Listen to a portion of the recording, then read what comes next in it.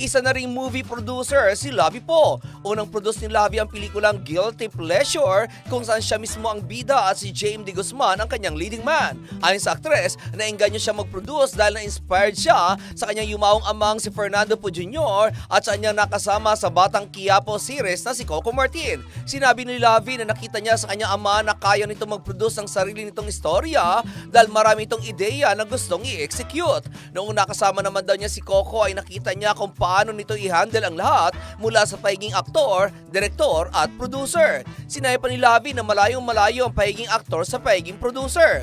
Ang aktor umano pagdating sa set, handa na, kabisado ang linya at karakter, pero ang pagpuproduce umano ay ibang-iba kung saan handang-handa raw siya sa pagiging producer niya dahil ang dami niya raw ideya at istorya na gusto niyang ilabas sa pamamagitan ng pelikula.